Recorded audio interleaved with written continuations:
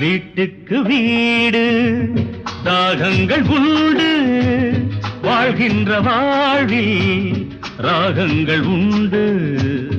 ஆனந்த ராகம் பாடுங்கள் இன்று, ஆயிரம் காலம் வாழுங்கள் என்று, ஆயிரம் காலம் வாழுங்கள் என்று. இருவரின் கண்களை சந்திக்க வைப்பது இறைவனின் நாடக லீலை. இடையினில் வருகின்ற நன்மையும் தீமையும் மனிதர்கள் செய்கின்ற வேலை.